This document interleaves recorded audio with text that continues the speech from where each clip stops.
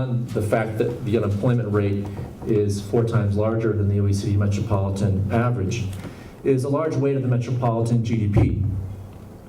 You'll see that Gauteng was responsible for 34% of the national GDP.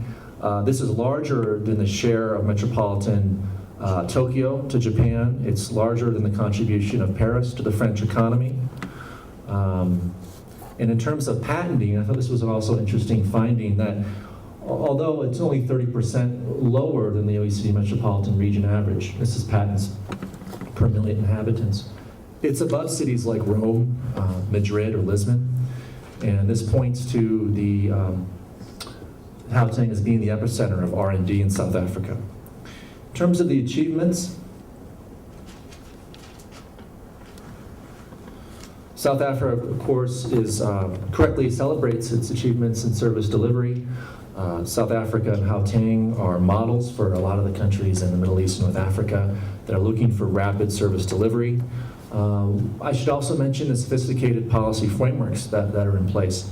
These include the Gauteng Employment Growth and Development Strategy, the Gauteng Spatial Development Strategy, and integrated development plans at the municipal level.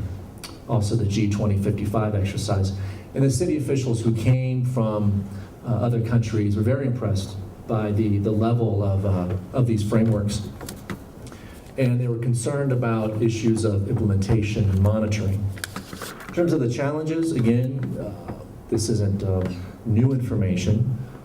The high unemployment, housing backlogs that increased by 50,000 per year, the fact that 23% of households in Gauteng live in informal settlements, issues of a sprawling spatial structure, and this is something that a lot of cities in the OECD share with Gauteng.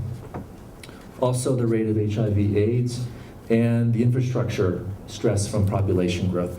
Another big issue that came out in the report was beyond economic growth, was our focus on economic inequality and looking at the Gini coefficients at a subnational level and the alarming rates of cities in the Gauteng city region. The argument was made that Gauteng's spatial pattern not only reinforces extreme inequalities, but also generates high economic and environmental costs.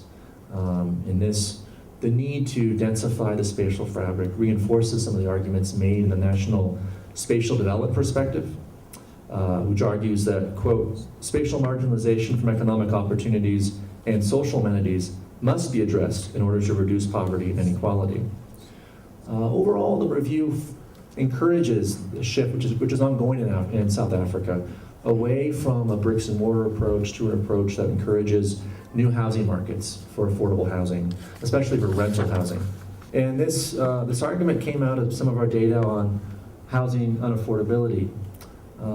Basically, the metric we're using in this graph, it's called the median multiple, and it measures the ratio of median house price to the median household income in a city. So basically, it's illustrating that a typical individual in the Gauteng city region would need about 23 times, their annual salary to buy a home.